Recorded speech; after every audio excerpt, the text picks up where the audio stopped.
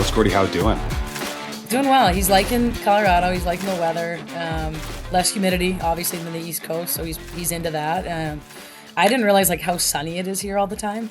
Like the first like month I was here, I'm like talking to my sister. I actually stayed with her during training camp with the Avs, and like every day I'd come home from the rink. I'm like, I had to take the dogs for a walk. Like it's so nice out. And she's like, Kim, it's like most days are gonna be like this, you know.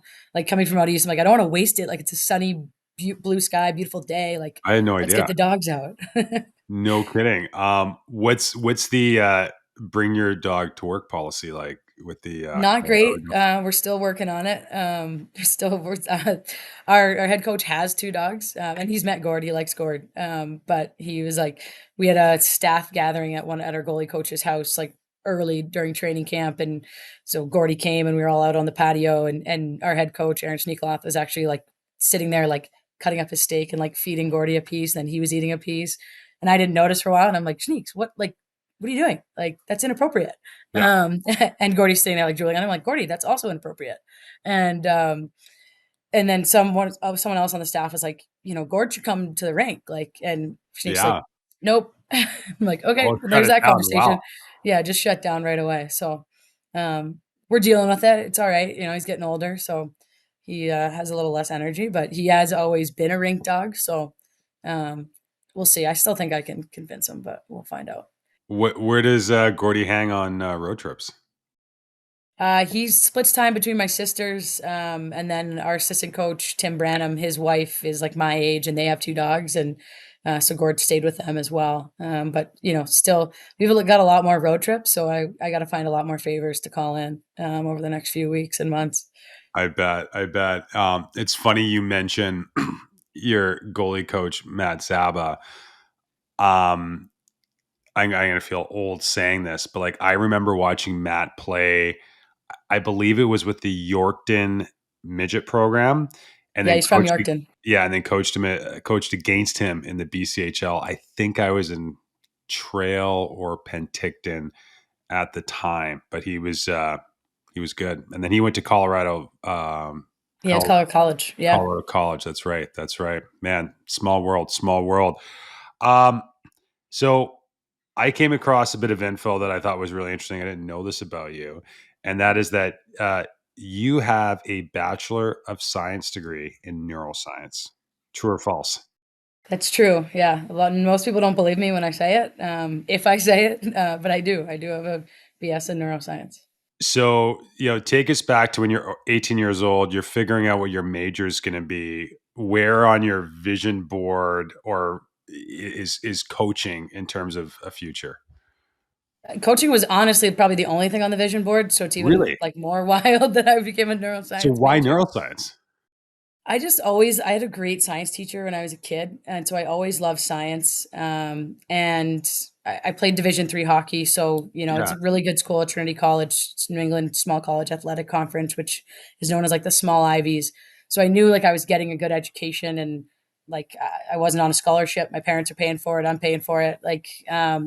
And so I just looked at like what were the options that I actually thought were interesting, and neuro kind of came up on like my like, oh, that could be kind of cool. And then I started taking organic chemistry my second year, and I'm like, this isn't less cool now, but I was already committed at that point. I'm like, okay, I'm so far along into the major, and I might as well go for it. But it was awesome. It was really interesting. Like I said, like I was kind of a closet nerd at the time, so I probably spent 80% of my time at the rink, but the other 20% I was a neuro major. So I'm very grateful that I had that opportunity to learn that, and that I got to go to a school like that as well. So when you look at like your coaching journey, what maybe skills or situations do you look back on and say, man, like me dealing with that's partly due to that experience or education.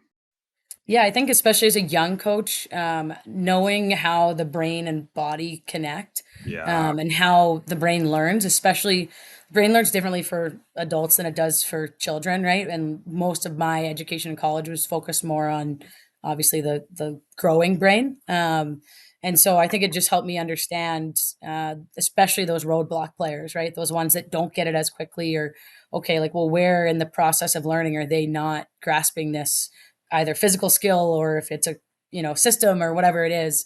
And I had a little bit of an education background to kind of fall back on, which people always laugh. They're like, I can't believe you're a neuroscience major and you spent like 10 years driving a Zamboni and coaching youth hockey. But like Well, I hold think on. it Did you was, actually drive the Zamboni? oh yeah, my family runs ice rinks. That's a whole like side part of my life. Yeah. So No for way. yeah, when I was 20, kind of 22, right after I graduated, I spent 1 year coaching at a prep school and then I moved back home.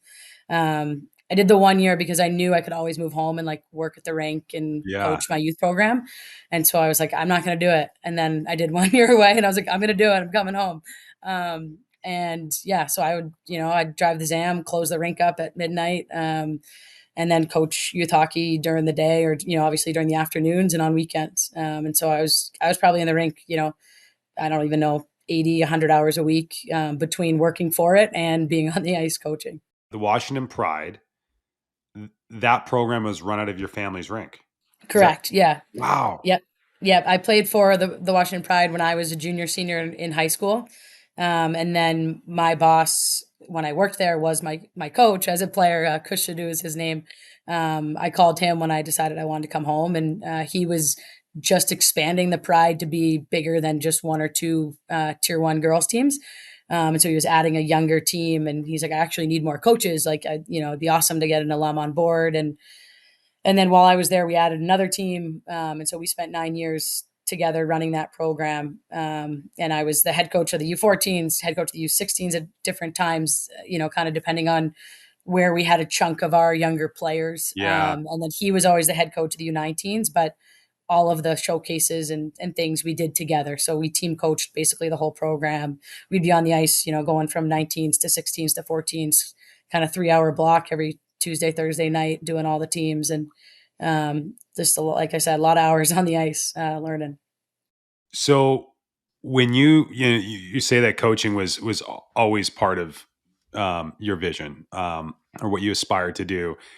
So when you go back and start working with the Washington Pride, like in your mind, were you in the moment, were you like, this is what I'm going to do for the next 30, 40 years? This is going to be my career? Or did you view it as a stepping stone in that moment? I think at that when I first started, I think I thought that's what I was going to do. I was coaching with the guy that coached me as a kid, Yeah. and he had made it a career, so I was like, why can't I do the same? And whether I coach the Pride with him or at some point maybe I spin off and start my own girls program, I don't know. Like I don't fully remember what I was thinking, but I know I was just thinking like this is what I'm passionate about and this is what I feel like I'm kind of born to do. There was another coach there as well. His name's Rob Keegan. He was my Mike coach.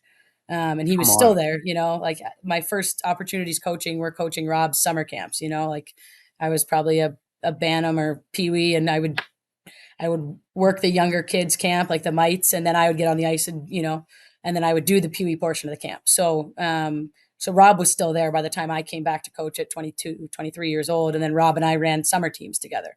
So, I had two examples of men that were doing it as a career path. And so I think I just thought I'd be like a Rob or a Cush. And that's kind of, it wasn't, I didn't get into it thinking like I'm going to, knock down the door and be in the AHL someday. Or I'm going to coach men or I'm going to coach women. I Yeah. just was like, I just like to be in the rink and I love to coach. And like I said, I had some pretty good examples of men. They're the reason I got into coaching was they were so influential in my life as a human being and a hockey player as a kid. And they're still in my life now. I'm 35 years old and I've known both of them since I was kind of 8 years old.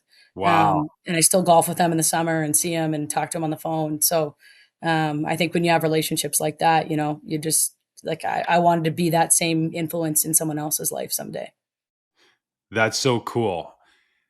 And how much was that experience? I mean, you just described it. You're coaching multiple teams. You're taking care of the ring.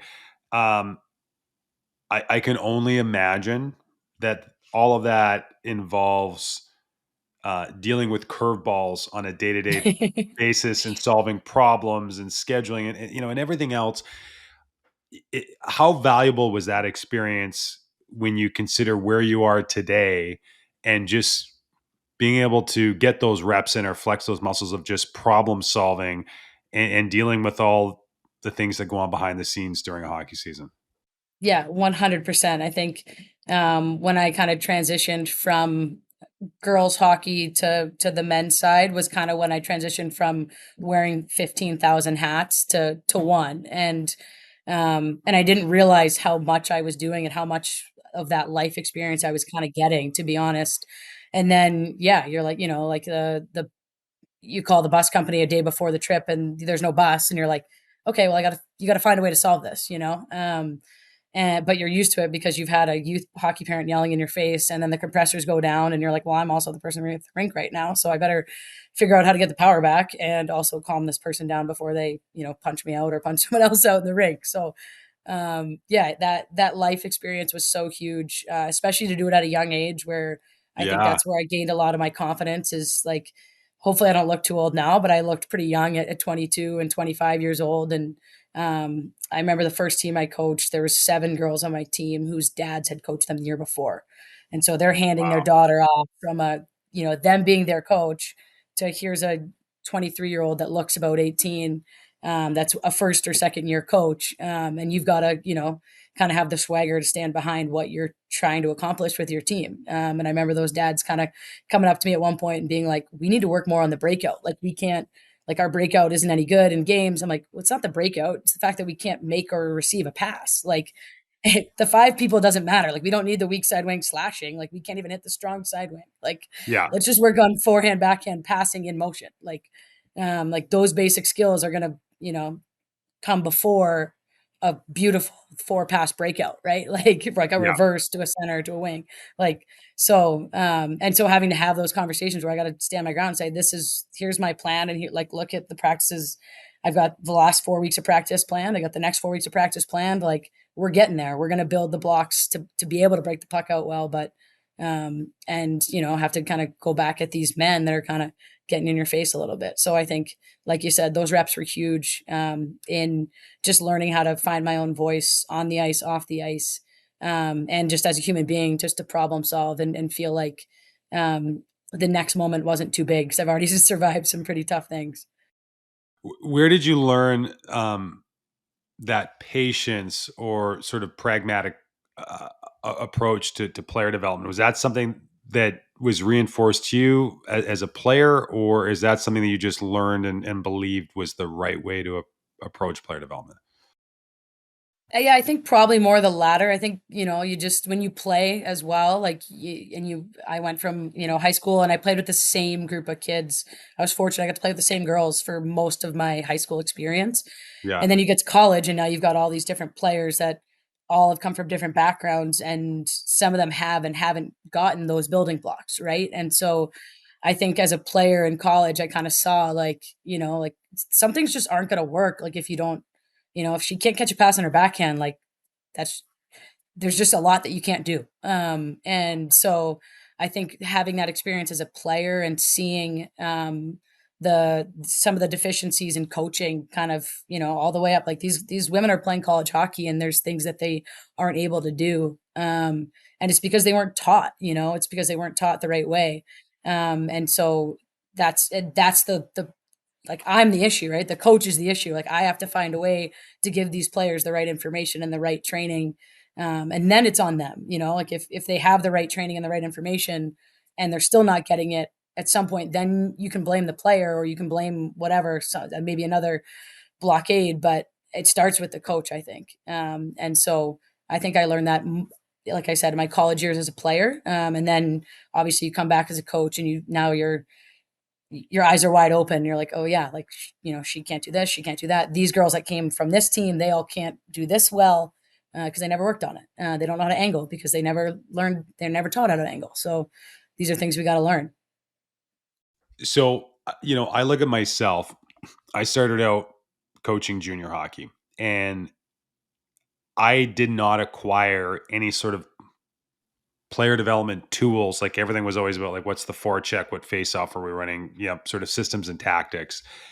And it wasn't until, like, much later in my career that I got on the ice with kids and realized, like I don't know how to teach the fundamentals. I don't know how to coach kids. Like, I gotta learn this stuff. And I always wished, I'm like, man, if I could advise anybody, it's like, go work at as many hockey schools as you can, go get in front of kids, like, be really clear in your own mind what those building blocks are, what those progressions are, and how you're going to teach players. Because ultimately, when things aren't working at the pro level, I sense it still often comes down to mechanics and fundamentals.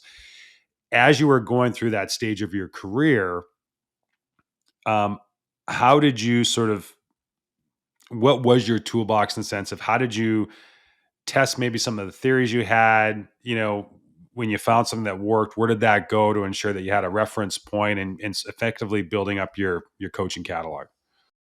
Yeah, well, I mean, I was coaching 3 to 5 teams every in one season every season, so you have a lot of reference points and ways to say like, okay, if the girls at 16 aren't doing this well, odds are the girls at 14, they didn't do it at 14, right? So like let's start with our 14-year-olds, and then you get them, For you sure. come back the Yeah. next season and you're like, wow, like our U16 team is way better at breaking the puck outs like, than they were last year. It's like, well, they've now learned that piece. And I think staying with that same program for so long was a huge piece of it too, to just see that player progression where you talked about kind of the systems versus the individual tactics. I think I didn't realize how much we were only focusing on individual tactics until I got to junior hockey, and I saw the exact same thing you did.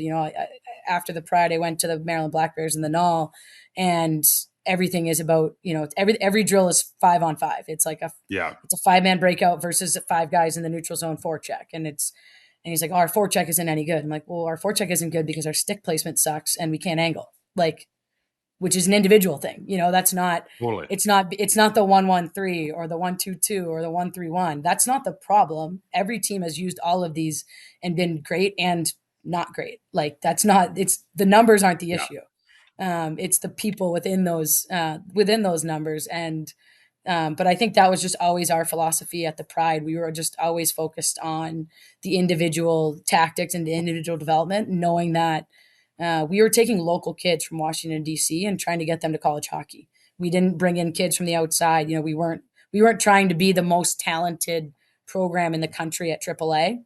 We Yeah. wanted to take the most dedicated kids from the DC area and help them achieve their dream of playing college hockey. Like their talent level may have been all over the map, but what they had was they had drive and they had determination, and they were willing to learn what we wanted to teach. And so we were able to, over the years, kind of chip away at that kind of probably that talent gap that we had versus a prep school or a hockey academy where they're bringing in kids from all over the country, and they might already have some of those skills that our players are lacking. So it was kind of like we had to go that route in order to be competitive, short term and long term. Do you think that the experience, I think you said you were at the program for 9 years, but, again, having that opportunity to be in that program and really see your fingerprints on the development of players. Whereas, I mean, it's so normal in coaching, right? You're moving every season or two. And I think what can happen in some cases is that coaches almost don't see the fruits of their labor, and therefore they don't appreciate, or maybe they start to overlook those little fundamental building blocks and just how important those are, because they don't get to see the end result, of a player from say 14 to 16. um, you know, and obviously, I mean, in your current role, you're dealing with players that are very much looking at just rounding out their game to make the next step in their career to the best league in the world. And I imagine that a lot of that rounding out isn't again involved in the forecheck or the neutral zone. It's probably a lot of those little details that just allow them to execute at the highest level. Yeah, exactly. It's I think that was another place I gained a lot of confidence as a coach, is as I started to get to know more coaches at a higher level. I coached in the same program in my little bubble for so long, and I felt like I think I'm doing a pretty good job. Like these you talked about, you see the progression. These young women are getting better. They're going off to college. They're having an impact at the college level. Like we must be doing something right, right? And then you get to know, like I got to know some of the coaches at the national team development program. I got to know some coaches in pro just through some different summer opportunities, and honestly things like TCS Live before I kind of got to know you guys.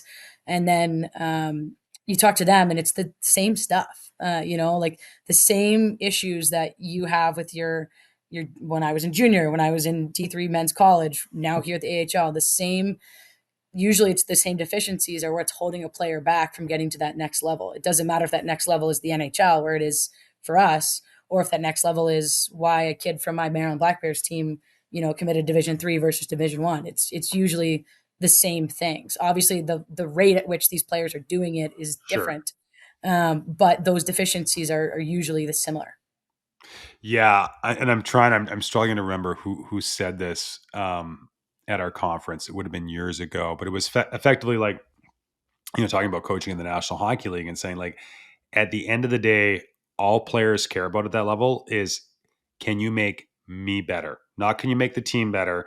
Do you have the knowledge, and can you evaluate my game to a point where you might be able to twist the dials a little bit, or help me twist the dials a little bit? That's going to make me a more effective player, which might result in more ice time, maybe getting on the power play, maybe earning more money in a contract. And they're like, and the players will, if you don't have that knowledge, they'll smell you out in 2 seconds, and they'll ignore you.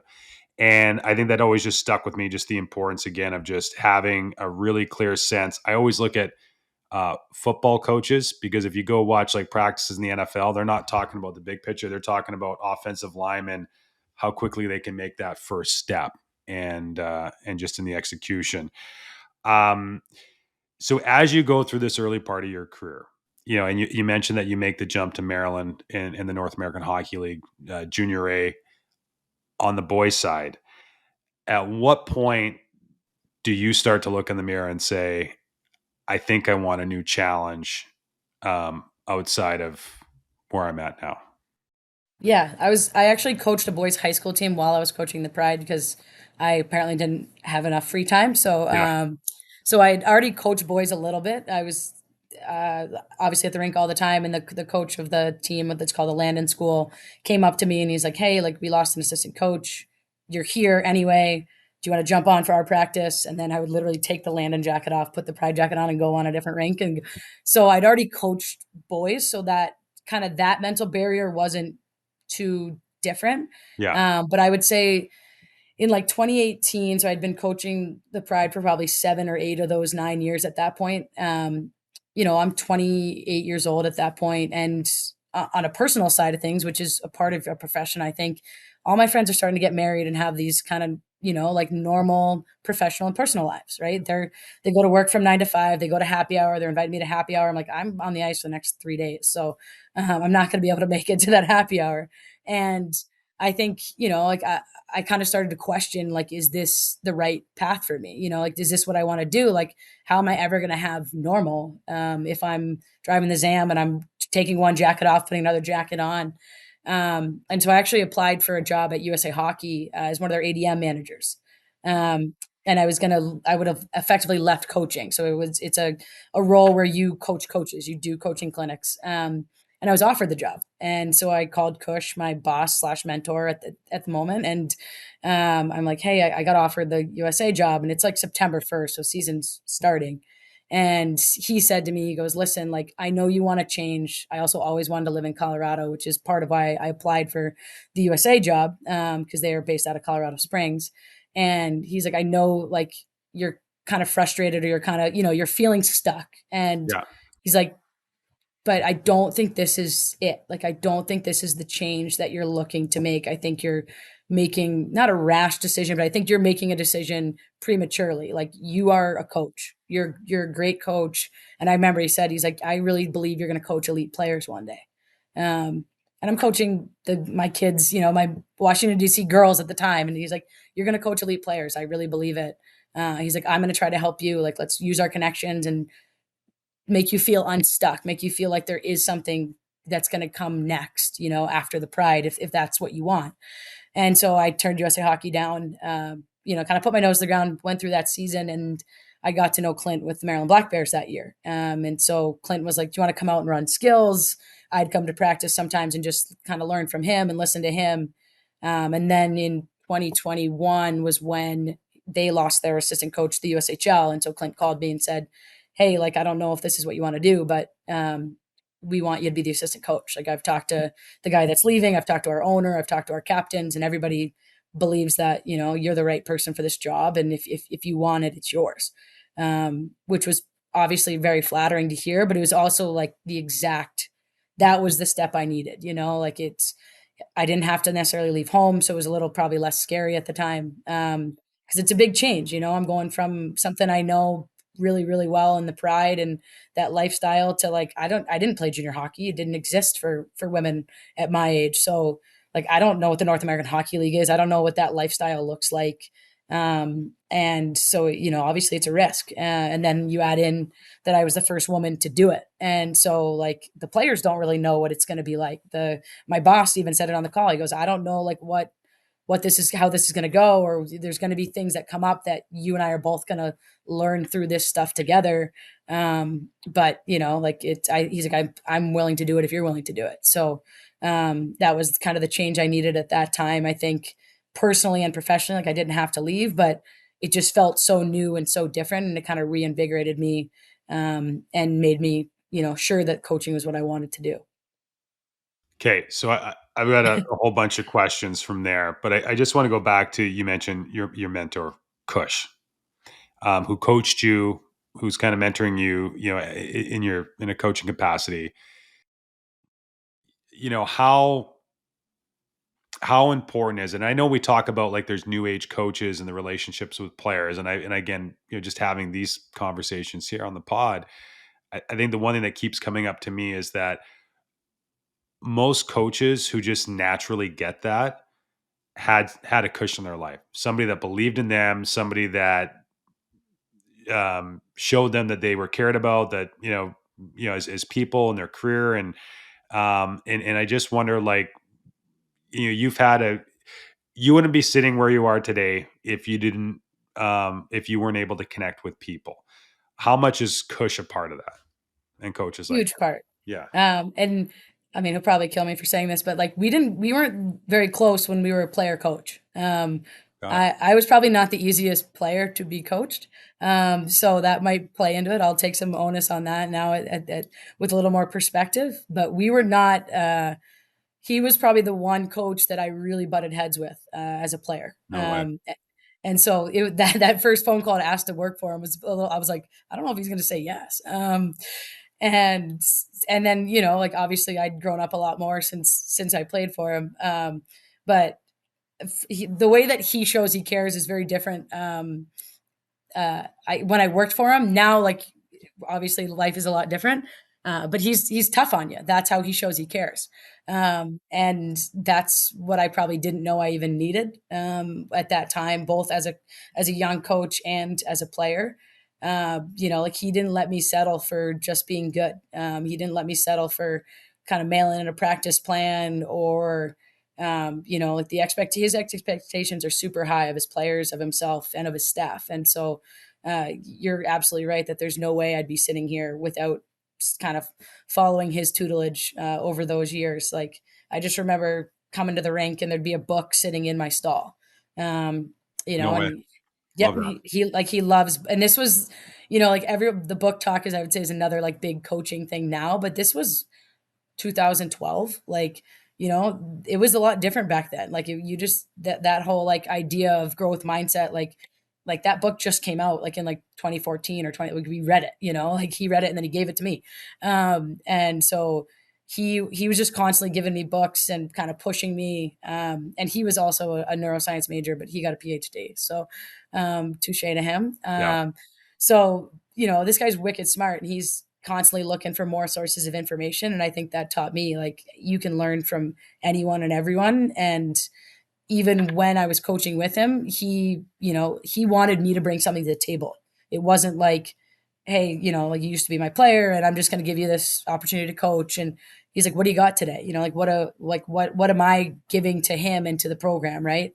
So he kind of always pushed me to be better and to find, that next thing for myself as a coach, but for our program as well. So you go to Maryland Junior A.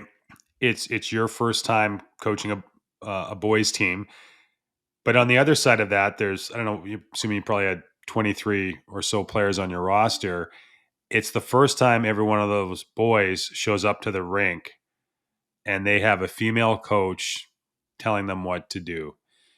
When you look back, just in those, say, just even training camp, how did you break the ice and start building a rapport?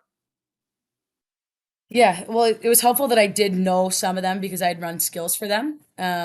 But it is different when you're coming back and it's full time, right? Like I'm showing up every day and I'm getting on the bus with you and riding 11 hours to Maine, and I'm the one taking you off the power play now, right? So it's a different animal. But I've always kind of approached that relationship building the same way, whether it was the Pride, whether it was Maryland when I got to college hockey, like just getting sitting down with the player one on one early and just asking them a little bit about themselves. I try to keep it not overly hockey centric.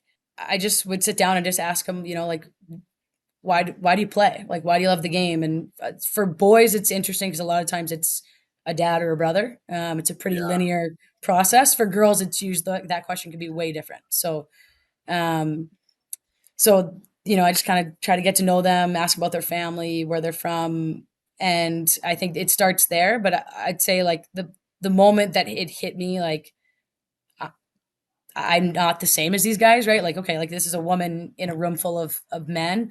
Was probably the first time out that I had to like take the board, which thankfully was like the first week of the season. We were playing an exhibition game. We were down a goal, and I was running the 6-on-5 that season. So first game of the year, we call a timeout with a minute and a half to go, and Clint turns to me and he's like, "You got the play. You run the board."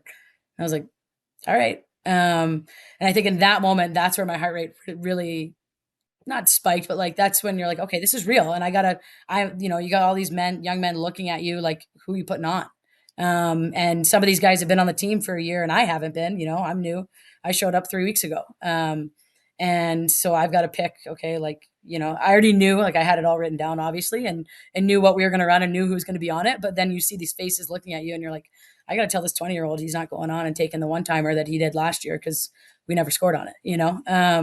And so I think that moment was where I kind of felt like, okay, I'm in a little bit higher level hockey now, and there's a little bit more at stake here, and I really got to make sure that I'm prepared for everything. Which, like I said, I was, but that was the first moment. I think I don't know what the right emotion to describe it is, but I just felt like a little that I felt the challenge of the moment. I guess you could say. Well, in the time that I've known you, I've never sensed that being unprepared is an issue. But in that first year, what were the areas that you felt really competent in from just a teaching perspective? And what were maybe some areas where you thought, okay, like I got to get caught up in this area if I'm going to succeed at this level? Yeah, I think we've talked about it a bunch. Like obviously the individual skills and tactics. Like I'd ran a lot of our skill sessions, our like positional Yeah. work, even like positional video, because I think that kind of melds into that skill stuff. And then I would say a lot more of that systematic part of the game, and just seeing like when a forecheck did break down because some guy was in the wrong spot within the system. Not because of the fact that they didn't know how to angle properly, but he's up when he should be in line or whatever the system you're running is. So I think that was one area. The biggest area, which is pretty obvious, is just the physicality piece of men's hockey and junior hockey and obviously now in pro. Like when you have half shields on and you have the ability to fight, that changes the whole on ice dynamic at times. And that was something that I didn't know. That was something that any of our first year players didn't really understand, and our head coach really did because he's been coaching junior for a long time. So his expectations of, if there was a hit that we would take exception to or something like that, and like everybody's got to get in there and grab a guy and stand up for your team. An 18-year-old kid that's coming out of AAA hockey that's always or always worn a cage is like, I'm 160 pounds. I'm not fighting. It's like, well, you don't need to fight, but like you got to grab somebody. And those kind of like nuances to the physical side of the game when fighting is a part of it. Obviously, was not something I really understood, and something that I had to kind of catch up on and figure out. And I think along those lines, helping players carve out a niche with a role like that. Not saying you need to be a fighter because that doesn't exist in today's game. But if you're going to be 6'4" and you're going to be on the third, fourth line, like how can you utilize that frame that you were gifted and cultivate an identity where, other teams might be afraid of you. You don't necessarily have to fight. But you got to be physical and you got to be heavy and you got to show them that you're a force to be reckoned with. And then you're probably going to catch the eye of some coaches at the next level as well. So I think that side of it was very new to me. Your second season, you get promoted to associate head coach. And again, without being privy to any other information, I read that and I was like, okay, there would be no reason to do that unless it was warranted, unless it was felt that this was going to help the team. What changed from year one to year two in terms of your evolution as a coach? I just took on more. The first year, we also our staff, I guess, changed a little bit. The first year, it was myself and another guy. His name's Dylan Schoen. He's at Bowling Green now as their goaltending coach. So Dylan and I were first year assistant coaches. Dylan was a first year coach. He just got done playing, and so Dylan obviously did the goalies, and then Dylan ran the penalty kill. That was kind of his one systematic team thing that he did. And then I ran the power play and I ran the defenseman my first year, and which is kind of odd, but because I'd run a bench before, Clint put me in charge of the D. And then the next year, I actually started out on the defenseman, but I did both the power play and the penalty kill. Like I did both specials with Clint, obviously, also chiming in on what he wanted as the head coach. Of course, they're always going to have influence on the specials. And then halfway through the year, I actually moved up to the forwards, and then Got it. we had a second assistant that he helped coach the AAA program. He wasn't full time, but he pretty much was. So early on, I ran the D because we didn't know if he would be there every weekend. And then when he was able to figure out a schedule that he could, he took over the defenseman. But I got to run the forwards, which was just an interesting evolution to work on kind of the line matching from that side of things versus matching D to opposing forwards or to your own forwards. So just a good experience. And then I just took on basically all of the I don't want to say development side. I wouldn't say all the development side, but I ran all of our skills, kind of created like a skills model. And then we also we bring in players to skate with us, kind of to recruit our next evolution of teams. So I would spearhead kind of those players. I'm not the only person inviting those players. I was coming from our scouting staff and everybody, but I was the one coordinating all of their visits and kind of what we would do with them and things like that. So, junior hockey, many hats, as you know, you're never doing, not never doing just one thing. So, um, Tell me about your skills model. I mean, the biggest thing, which I talked about at TCS Live, obviously, wall play was a big thing that we saw from youth hockey to junior that wasn't being taught. So we just felt like, in order for our players to have success and to move on to the next level, like they had to get way better along the walls. Puck protection was another big piece of that model, and just how players, whether it is getting them off the wall, but just when they have possession of the puck, how they carry it, how they can kind of move their body around the puck to continue to move with it, and scan the ice and be able to make a play. And then I think the biggest thing that we would work a ton on is just shooting. Forward shooting is obviously different than D shooting, but um, you're almost never shooting a puck like skating in stride and scoring a goal that way. I think a lot of people, that's what you see skills coaches train, right? Like it's let me like cut around a cone, cut around, cut around. I'm going to carry the puck for 8 seconds and shoot. In a game, it's almost on and off your stick, and whether that's like it's a rolling puck and you got to corral it and get it around a body and put it upstairs. But we would just do a lot with kind of tips, deflections, like one touch shots. Doesn't have to be a one timer, but how do you get pucks on and off your stick, to the net? So I'd say those were kind of the three biggest pieces of our skills model. I think that's great. And I guess what I hear from that, it's basically just preemptively evaluating or anticipating what some of the gaps are going to be in a player's game and just having a plan to get them up to speed in those areas. I read that while all this is going on, you coach teams at the Quebec International Tournament. You coached teams at the U.S. Select Festivals as well. And, you mentioned that you've presented for us two times now, both on stage and on the ice at TCS Live. But you're obviously in a world where I don't sense that you had a lot of uh, ample free time. It seems that putting your hand up and getting new experiences has been intentional. How have you looked at that in terms of just getting new opportunities, and how that either helps you in terms of professional development, but also how just it, networking and opening new doors. Yeah, I think you hit the nail on the head. Like, I don't think I went into saying yes to those things initially with, the goal of like, oh, I want to network and meet pro coaches and end up in pro hockey. That Yeah, wasn't the intention. And I think because that wasn't the intention, I came across probably pretty genuine, and yeah. then I got to know people that way. I'm just a nerd. Like, I'm a hockey nerd. I love to learn. I love being around the game. And like it's all it pretty much consumes most of my life. And so my family thinks I'm nuts, but like in the summer, like if I don't want 3 months off. Like it's like off to me is like, let me go to TCS live for 3 days. Like that'll be way more fun than going and sitting at a beach or doing something else. So maybe I'm just wired differently, but I just really enjoy I really enjoy those experiences. I just find meeting other people, and I think you can learn a lot from other people's stories and other people's experiences.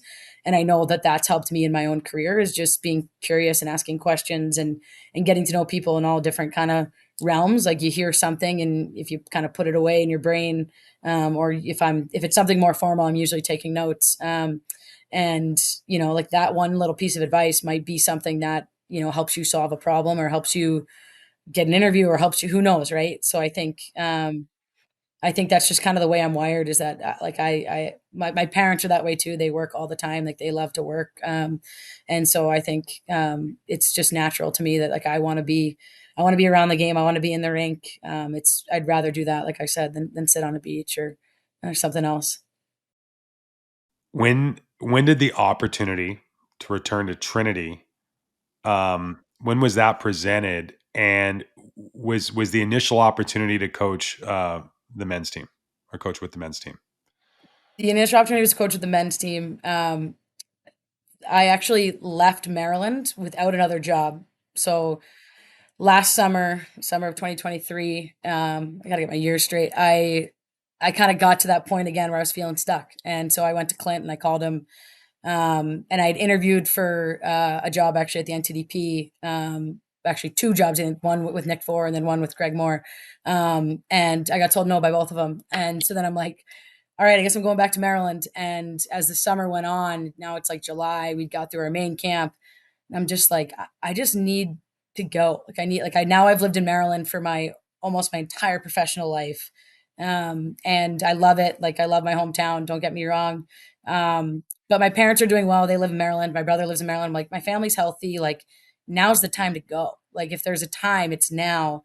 And I don't want to like look back and all of a sudden it's like I've never left. And so I called Clint and I'm like, I didn't get the NTDP job, but I think you still need to look for an assistant coach. And he's like, well, what do you got cooking? I'm like, I got nothing cooking. I have zero calls right now. I got zero options. But I just think this is what I need to do to be able to just, now I'm just going to start applying for like every job that's open and see what happens. And he's like, I have no doubt that like you'll figure it out and you'll find something. And he was actually super supportive, which was nice. Like, I thought he'd probably be like, you probably don't want to quit your job and you should just stay for another year and then we'll find a job for you. But he's like, no, like, you're a mover and a shaker, like, go for it. So maybe he wanted me gone, who knows? But I'm sure that wasn't it. So I quit my job and I called Matt Greason, who's the head coach at Trinity. And I Yeah. was just like, he's kind of been a mentor to me. He was the assistant coach when I was an undergrad at Trinity. Uh, So I've known him, with the yeah, since women's I was team or men's 18 team? with the men's team. He Okay, wasn't my assistant coach. He was the men's got it. assistant. But we got to know each other. We just obviously saw each other in the rink. And I was such a rink rat, and like, our women's team hadn't had somebody that probably loved hockey as much as I did at that point. So he appreciated kind of my nerdiness for the game. So we got to know each other when I was an undergrad. And then he became the head coach the year after I graduated. And so then we stayed in touch. Then I coached in the Null. Obviously, then he started to talk to me a lot more because he was recruiting guys from our league. Yeah. Yeah. So we were in touch a lot more at that point. So I called him. I'm like, hey, I'm a free agent. Like, do you know what any jobs that are open? And at that time, his assistant hadn't left. So he's like, like, I applied for Middlebury, which is a team in Trinity's league. Applied for a couple of D1 jobs. Was a finalist. No, no, no. everyone always sees the yeses, like that's all they see in your career path. Like I got told no like 8 times in like a 3 week span in that last summer. So I'm sitting there, it's like August 15th, August 20th. I'm like, I don't know what's going to happen. And then another team in Trinity's league opened up, Connecticut College. And so I'm in that process. And then I see like the Trinity job gets posted on like LinkedIn or whatever site I was on. And so I call Greece. I'm like, hey, like CJ's leaving. He's like, yeah. He's like, the problem is I kind of already gave it to somebody else a year ago. I'm like, what are you talking about? He's like, well, he was the finalist last year. And I told him, if CJ ever left, I would go with him. I'm like, okay. Like, well, I'm coming up to Connecticut on Thursday to interview at Connecticut College. So like, let's grab lunch. Like, it'll just be good to see you. Um, he's like, yeah, sure. So I go to the interview at Con College. It's awesome. Like, and the head coach there, his name is Jim Ward. He's like an awesome man. I Like, know have a Jim. great Great guy. experience. Yeah. And then I go to have lunch with Greece, and he's like, do you want the job? And I was like, the con call job? Like, I mean, I don't really have any other options. So I kind of got to say yes. He's like, no, this one. I'm like, yeah, I want this job. And he's like, okay, well, the other guy was kind of dragging his feet. So I told him I had a better candidate coming in. So if you're serious, let's go interview with our AD right now. Come And I on. was like, okay. Like that day. Yeah. So I probably shouldn't be saying this. Hopefully I don't get them in trouble. I then did go through like the full formal interview Sure. process, Yeah. but he was just like, he's like, yeah, let's go talk to Drew and see like, like what comes next. And so then they, had to post the job. I'd interview with like some assistant coaches and some other things. And then both Trinity and Concall called me on the same day to offer me their jobs. And I had to tell Jim, I'm like, I'm sorry, I got to go with my alma mater. So yeah, it's kind of crazy how life's timing works out. There's about a 3 week period where I was like, I might be the biggest idiot to ever live. And then I get to go back to my alma mater, and we have an unbelievable year last year. And I get to coach like those young men that I got to coach last year is one of my favorite teams I've ever had. So it's pretty wild how life works out. When you were going through the interview process, and I think there's, it's one thing to submit your resume for a job and get a token, thanks but no thanks email back. It's another thing to start going through the interview process and maybe even start to build a bit of a relationship for the people you're talking with, and you feel like you're getting close and you get excited and you start imagining what it looks like if you get it, and then you get told no.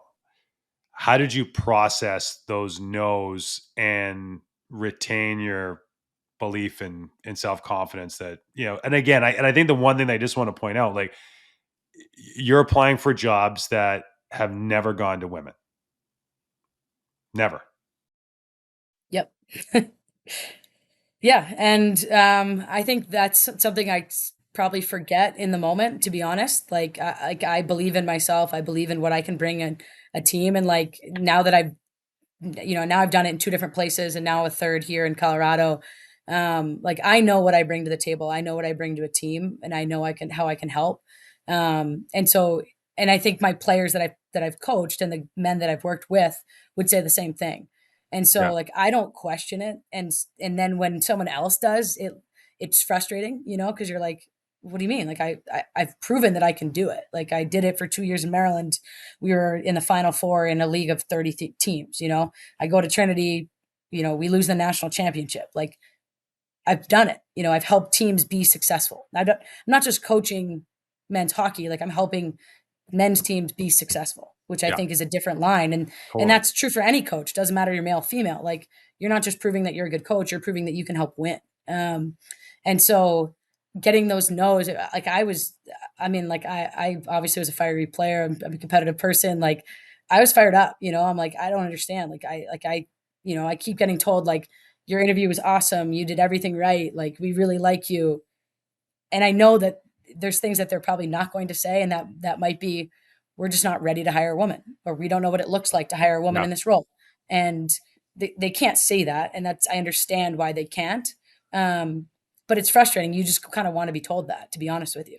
You're like, I'd Sure. rather you just tell me like, I don't know how to work with a woman. I've never done it. Like, okay, cool. Like that, I can understand that hesitation. I can help you. Like I've worked with other men that have never worked with women before, and we found a way. Like I can help that. If we talked about this, we could maybe get through that, kind of issue. But that definitely was like, that was a frustrating part of those processes, was knowing in the back of my head, like it's probably there's nothing I can do. I've probably lost before I even put myself out there, but I keep getting called back and I keep getting put forward and they want me to present and they like my ideas. And then, you're like, no, no, no, no. And obviously for the most part, I've always been hired by somebody that's known me. So, which is true for anybody. That's not a specific female thing, but I think obviously having that trust with Matt Greason last year at Trinity, like to him, it was a no brainer. Once he had an opening and he knew what he was doing with it, he's like, it's you. Like there's no other candidate that could come up that would take that job from you. But it is definitely a frustrating part of the process where you have to kind of keep beating the door down. So, again, just from having these types of conversations, and, some of the best conversations happen after we stop recording. Every coach, like the best coaches that have been on this show that have stepped on our stage at TCS Live that we work with, at some point in their career, more often, um, you know, more than once, have had imposter syndrome. I think that's part of coaching. Like we've had, really successful NHL coaches that have just said, like I always remember Glenn Gulletson, his first game was in the Montreal Forum. They were playing these, like, it was like my first time in the Forum and I'm coaching there. You've had this unique experience where you've been on three men's teams. And so I'm sure that you can draw parallels of that experience of walking into that room in that environment on three separate occasions. What's hard about it, or what's the challenge as a female coach walking into that environment? If anybody, if another aspiring female coach came up to you and said, "Hey, Kim, like, what do I need to know before I walk in there, or how can you help me navigate this?" What would you tell them? Yeah, I think a big thing that I think about, especially where I've been, like going back to Trinity is a great example. Like if the guys heard my resume and didn't hear Kim Weiss and didn't hear that she played on the women's team at Trinity, Yeah, there'd be no doubt. They would have no doubt of my qualifications. All American, like all time leading scorer of the program. I'm walking in as a guy. They're all like, I got it. And so it doesn't matter what your qualifications, in my opinion, like they're going to see it first is you're a female. yeah, And so you have to prove, you talked about it, like when I was in junior hockey, when I was at Trinity, even here, like you have to prove that you can help them. Just as you mentioned, at the NHL, that's all they care about. They just want somebody that knows how to help them and make them better. It's the same for me. It's been the same in junior. It's been the same. So if you feel like you have the right information and you know how to deliver it and you know how to connect with those players, like there's not really that much of a hurdle to it's just that one moment. Which, like once you're coaching a team or you're coaching a player, like I don't remember the first time I met most of my players now, like I've been here for 3 months. Like, I don't remember the first time I met them and they said something awkward or they were eating a pastrami sandwich. Like, I don't know. And they don't remember that moment that they questioned me either. Right. Like now they just know me. And so I think having lived through it a few times now, like the first time, again, I was lucky that I knew the players a little bit. But I just know that I can help them. And I know that I have helped players in the past. And so I think I lean on those experiences to have that confidence when you first walk in the room. But I also I'm just honest with myself. Like I know that they're just gonna look in and they're gonna question, can she help me? It doesn't matter what I've done before, who I've helped, where I've coached. It's the resume is irrelevant. It's the work that you're going to put in from that moment forward that's really going to speak to them. And in general, that's true for men too. It's for it's sure, no it's question. the same for Dan Heino. Dan Heino's going to start out at a much like less question plateau because he played in the NHL and he's coached in the Yeah, NHL. But if he proves that he can't help them, at some point that's going to live true too. And so I think I just focus on what's next, right? The next moment that you get with them, the next opportunity, like that first moment's going to go by and everyone's going to survive it and you're all going to move on. And then the work really begins. And that's where I live. I like to live in the now and like to live in the present moment and try to bring my best self every day. so I was thinking about this when I was just sort of, again, compiling notes and going through your background. And again, I think, um, I obviously can't relate to your lived experience and stepping into those dressing rooms. And I was trying to think what I might compare it to, and we'll get into it in a sec. But you are an exceptional presenter and public speaker, and I'll give some evidence to that. But I know for myself, like I need to get up on stage at TCS Live every year and speak in front of an audience. And then, kind of as this whole thing has grown, I have to get up in front of audiences more and more and do presentations. That's an intimidating room. Like it's like I'm thinking about it 24/7 for about 2 days before. And then it's like there's that 5 minutes where you're like, okay, like this is happening. You're gonna get on stage and you're either gonna do well or not. And the point of the story is that there's nothing you can do to prepare for that other than to just do it and go through it and and deal with it in real time. And I really admire what you've done in your career, because again, as I was doing the research, I'm like, it's not like you would have picked up a book that was a how-to manual, or there wouldn't have been like there's a bunch of people you could pick up the phone and call. Like you would have had to just walk on that stage or walk in that room and say, I don't really know what's on the other side of this, but I'm just gonna show up the best version of myself. I'm gonna accept that it's probably not gonna be perfect, and it's gonna take time, and it's gonna take some reps. But I'll do it. And I think that I sense that that's probably the thing that limits most people in accomplishing what they want to accomplish, because they're scared of what's on the other side of that stage or in that room, etc. So I really commend you for that. And but I look at the role you're in now, and you're a video coach now.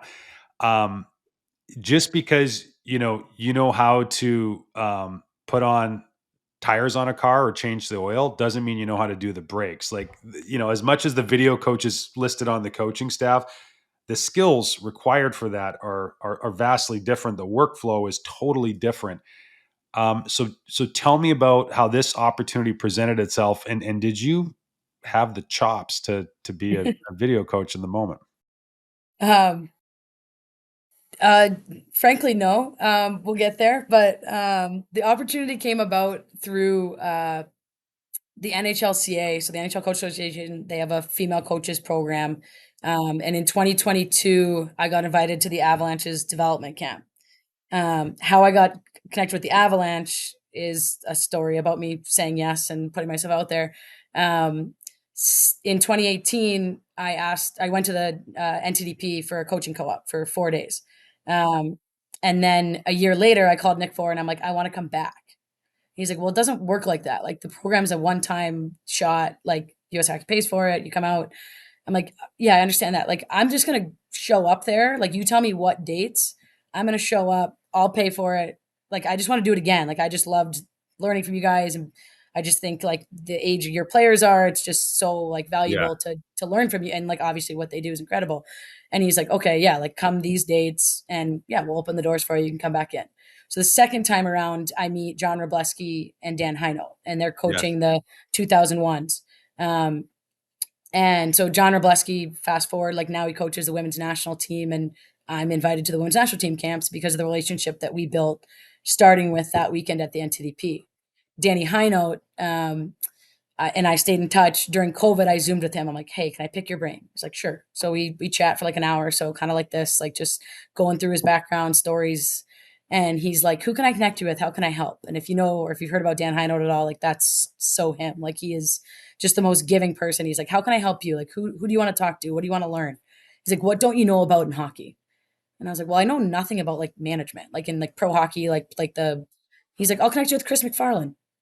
So it's 2020. I'm in my parents' basement. Chris McFarland at the time is the AGM of the Avalanche, and I'm zooming with him. And we zoom for like 45 minutes, an hour. He's like, "This has been great, but you should really talk to our coaches. I'm gonna connect you with Jared Bednar and Ray Bennett." So now I'm talking to Jared and Ray. So then 2 years later, when the NHLCA rolls out this program, Colorado gets a list of female coaches, and I'm sure ah, they were like, because I didn't even interview. They were just like, when do you, like, can you come these dates? I was like, what? Like I interviewed with two other NHL teams who also told me no. So for everyone out there that's like, oh, this, everything's easy, you get right to the top. Like I just you want to get a know. lot I of just want to no's. point this out. I'm so glad you're saying this, because you know what? It's so true. And I compare to this. Like I work in tech now, and all the stories you hear about is like people start a tech company and within 6 months they sell it for $1 billion. And you're like, if I'm not doing that, then I'm just failing. And you realize that like everybody that's where you want to be, like they got kicked in the shins a few times on the way up, and they could handle it. Totally. Yeah. So like I go through formal interview process with two teams. No, Colorado's like, I'm waiting on their call. They're like, yeah, we'll get to you. We'll get to you. They're like, can you come these dates? I was like, really? That's it? They're like, yeah, what's your legal name? Like, we'll buy your ticket right now. I'm like, great. But I'd already done the interview, right? Because I talked to their guys Yeah. 2 years before. So and at that time, High Note's not in this organization. So I come to dev camp in summer of 22 or 23, and then again this summer in 24. And then the week after dev camp, I hear that their video coach for the Eagles is leaving for college hockey.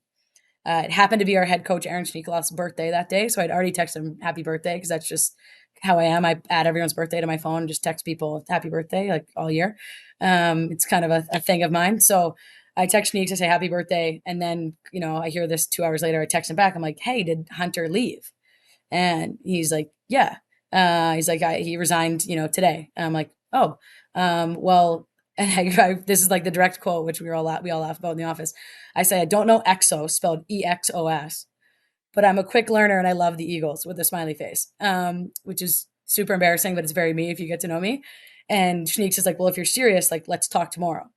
And I'm like, No "Oh my way. god!" Like he's like, he's serious. Like I thought for sure he's gonna be like, she doesn't even know how to spell Exos right. Like that's not how Exos.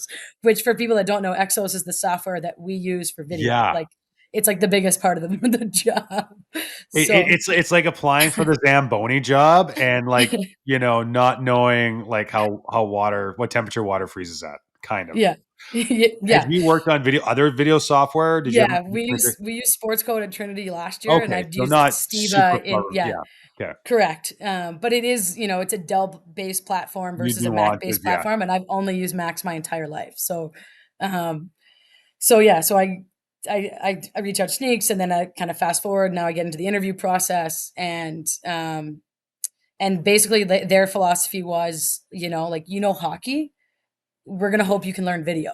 What's been harder at times is sometimes in the video role you get these people that are more tech-based, but they don't know the game.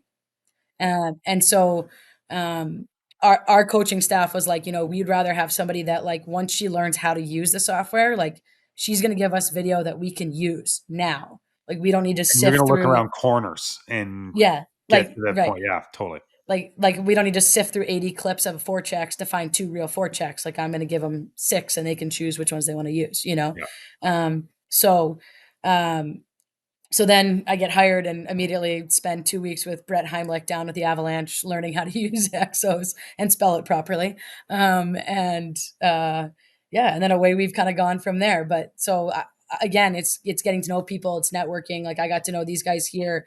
High Note got hired this summer as well. So I don't know how involved he was. I didn't interview with him, but I'm sure they probably asked, because we knew each other previously. And then you mentioned Matt Zab, our goalie coach. I've actually known Zab since I was at Trinity. He played for the Hartford Wolfpack back then, and Oh yeah. his Oh, goalie it's a coach was our small goalie coach at world. Yeah. Trinity. No kidding. Eh? Yeah, and so I worked goalie camps in the summer with Zabs when I was kind of like 18, 19 years old, and he was a young pro. And then he got hired this summer too. So it's wild how small the hockey world can be, but I also think like having those people in your corner when somebody asks, Kim Weiss, they're like, yeah, she's a little too honest at times, and she can talk, but we like her. So that's kind of how this came to be. But like you said, I had to do a lot of learning on the video, on the technical side of how to use the software, and like set up a server. And like I was given these two trunks on like the first week. I'm like, I am so effed. Like there's no way I'm gonna know how to do this job. And Brett with the Avalanche was very patient, and very willing to, and is still very willing to give me his time when I need it, to help me out if I hit some hurdles. But I've come a long way, from September 1st. That's for sure. That's awesome. Great story. And you know how your parents, when you're growing up, and they say you can be anything you want to be, like so full of shit. Like I can think of so many things that I was not should have never even paid attention to that I'm definitely never would have succeeded at. But one of them would be a video coach. And like I know so many video coaches I've talked to, they at some point in the season, they have a situation where it's like the video meeting's about to start. I mean, you talk about the server, they can't get the server set up, or the wires, they forgot like a plug-in, or the Wi-Fi is not working. And then it's like, they're like, you're sitting in the room and like everybody's eyes are on you, and it's like, why can't you figure this out?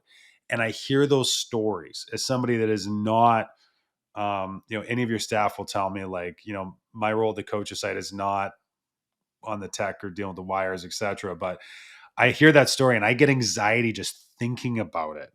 Have you had a moment like that where you're like, and again, I just think of you like with a new team where you're like, hey, like I'm kind of all eyes are on me and I got to solve a problem that I may not know the quickest route to solve.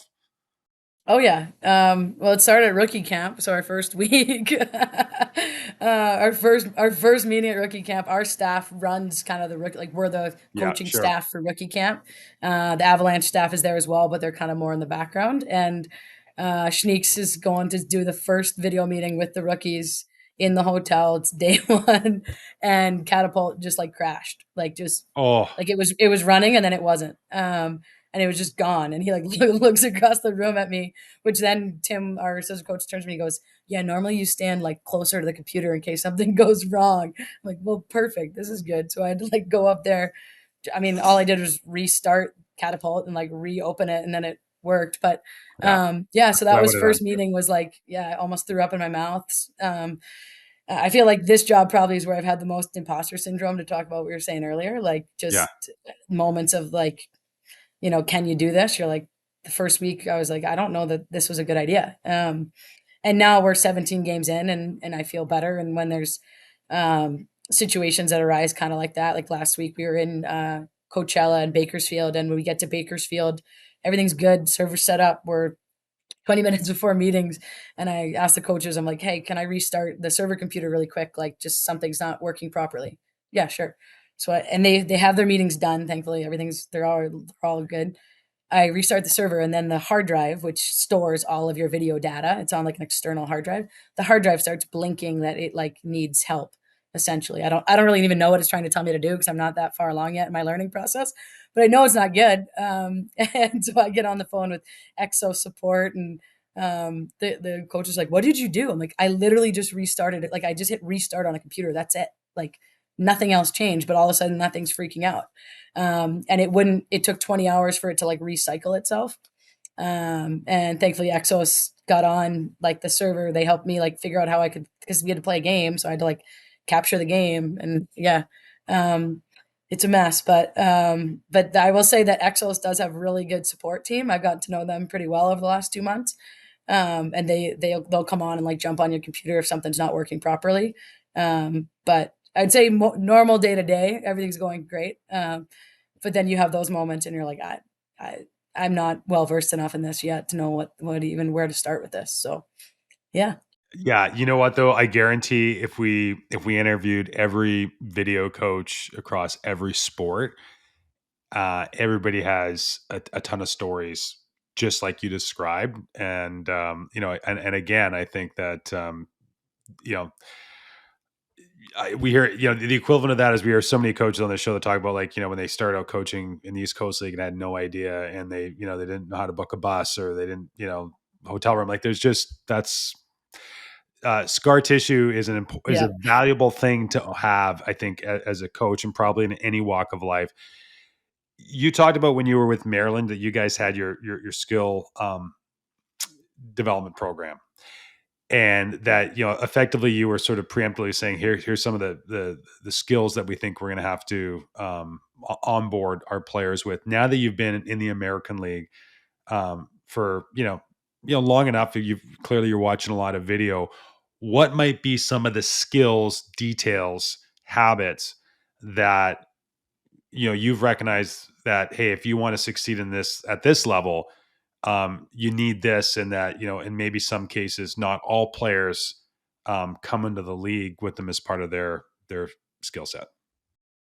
yeah. I think I mean this season's been a great example too, where obviously we're the affiliate for the Avalanche, and it's no secret the Avalanche have had some opportunity this season for guys from our team to be called up. So I think a big thing that gets talked a lot about here is like you can't just do one job. Like you can't wait and get called up as the second line left winger. If that's the only functionality that you can have in a roster, like you're really limiting your ability to move up and down. And so like if you don't know how to play center, that doesn't mean you don't work on draws. Because maybe you're going to Uh, go up there and be a fourth line winger, but you're going to be on the penalty kill. And if you can prove that you can do something else, right? That's going to help you kind of stick around. I'm going to sound like a broken record, but wall play is the number one thing that gets talked about here. And people are gonna be like, "This is the wall play girl of I America." believe I But believe it though. yeah, it is the number one. I would say almost every time that we do forward skills, it's rims, it's pucks on the wall, picking pucks off the wall. Um, with the D, it's retrievals, it's first touch. That's a big one is not just I think that I talked about it in my a little bit in my presentation. It's not just getting first touch; it's how you get it, right? Like how do you approach a puck to put yourself in the best position to make the best play out of that. And that's what guys at levels like this do really, really well is that puck protection piece. If they're under pressure, it's the underhandling piece. It's keeping it loaded so that it can be moved quicker, all while obviously getting their head up and scanning and knowing where it's going to go sooner. But I think that's probably a really big piece is that anticipation of what's coming next. So that first touch before you get that puck, your plan is already in place of where it's going to go. That and I think that's great because again it's part of the evolution of the game, right? And I always look at this like I don't think I had a lot of coaches growing up that talked about wall play. Like, I don't even know if it was even a consideration, but it is now, and that's I think that's just frankly a product of having conversations like these is that a coach says, "Hey, I've been working on this," and it spreads. But again, I want to go back to the presentations that you've done for us. So I'm pretty hands-on when it comes to who gets on our stage and who gets to present at TCS Live. And Ben Cooper, one of my partners, brought your name up, and I was like, I don't know who this person is. Can't find a lot of information on my own fit, and it was sort of like this is one where you just need to like have some trust, show a leap of faith, and you got on stage and you nailed it. And at that time, you talked about playing Overtime. overtime, which I thought was great because it was so out of the box. And gosh, I think about this again, just reviewing it. I'm like, so smart as a young coach to like go with the non-obvious. Like if you want to stand, like find a way to stand out, like what a great topic to sort of set yourself apart and showcase some new ideas. But again, those presentation skills, and I get asked this a lot, like what are the ingredients of a good, like say NHL head coach? I'm like, they can command a room. They're great storytellers. They know how to get their message across clearly, simply. And so I have a theory about you. And this goes back to my original question about the neuroscience degree. My best friend is a doctor in neuroscience. And Justin can, explain to me, who's a dummy, and he can just about explain anything that he does in his day-to-day world in a way that I get it. And every time he does that, I'm like, it has more to do with the explanation and way less to do with the person receiving the information. Because if I read a book on it, there's not a chance I'd pick up 2% of it. So my point is, like, when you look back at, kind of the seeds that were planted in your career today, like how important was it just probably having to get up at Trinity College in a room full of your peers, do presentations, explain really complex topics, and a giving you the confidence, but also the chops to take a whole bunch of information and synthesize it down into really easy to understand blocks or components. Yeah, I think that's probably one of the biggest pieces of how to translate that into coaching is, Yeah, I am not an overly concise person by nature, but you have to be when you coach. You have yeah, to like I like to chat. I'm a chatty person. So and players don't want to hear that. They need to just get the info and go. But in general, that's also how people will retain information. If you give them too much, right, you're yeah. only going to remember 40% of what you get. So give them as little as possible and they might take 40% of something valuable instead of taking in the 40% of like the funny story that you told after the wall play teaching. So I definitely think that my education background helped a ton in that. Just in terms of like we talked about knowing knowing what is sticky to people, how does the brain work, how do you want to put together information in a way that it can be received and it can be processed and hopefully retained. And and yeah, and it's way more fun to talk about hockey or something that I actually like enjoy, than to talk about neurons and chemical balances and things like that. So where I'm like, I don't even really know what I'm saying, and I got to pretend like I do, and present it to a group of people that know just as well as I do, at least in coaching. You get to talk about something that you're really passionate about. So I got two more, and I keep waiting for the guy to come back in and finish the round on your rink there. But it's one thing to get in front of a team that a team that you have the same logo. It's an entirely different thing to come up to TCS live and present to a bunch of strangers. What's the value in putting yourself in a position where you got to talk to a group of strangers? Yeah, I mean, I think we've just kind of hinted at it before. I think if there's ever been a moment in my life that I've had imposter syndrome, it was definitely having that mic on in the backstage at TCS Live, about to go on stage, and Yeah, looking at the roster of coaches, and it's like AHL, NHL, and then it's like Kim Weiss, North American Hockey League. I'm like, I'm pretty sure no other North American Hockey League coaches presented at you're the this only one. conference, but yeah. Yeah, And like I was so nervous. But the moment that I got done, and like I remember you came up to me and you're like, that was awesome. And then a bunch of coaches in the back there came up to me and were like, great job. Like Matt McIlvain, who now is in our league here. He was one of them that came up to me. He's like, that was awesome. Like, great work, great work. And he's like, now I got to go. I'm so nervous. And yeah, it just gives you so much confidence, gives you an opportunity. Like you said, like it's one thing to talk to players. And I think when you're formulating information to give it to your peers, it's a different mindset. It was a different challenge to think about what would be important to other coaches. So often we're preparing things for our players, and it's just a different. You're preparing a different kind of a lecture, I guess, so to speak. Whereas when you're talking to coaches, you got to think about what's going to be important to them, and you got to anticipate, like, well, what's going to be a challenge that they have that maybe I don't, because their league's different or this or that. So there's kind of some nuance to it, I think. But I think in general, it just gives you a lot of confidence that, if you can stand up there in front of them and not make a fool of yourself, you can probably do a lot of different things. you mentioned your old mentor Kush would leave books in your locker, and I'd be curious to know um, what's been the most influential coaching specific book that you've read, and what's been the most influential non coaching book that you've read on your coaching career. Probably the most influential, I would say there's two for the coaching side of things. One would be Mind Gym, um, and then the Talent Code. I think those two. A lot of people talk about the Talent Code, I think. Um, and then, I mean, it's kind of, I'm going to kind of cheat it because I don't really read for fun too often, to be honest. But I read, and a book I read recently that I loved was Wisdom of the Bullfrog.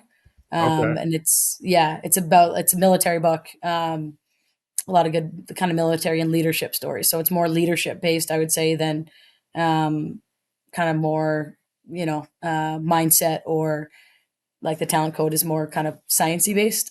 So yeah, those would be some of my recommendations. Awesome. I love that.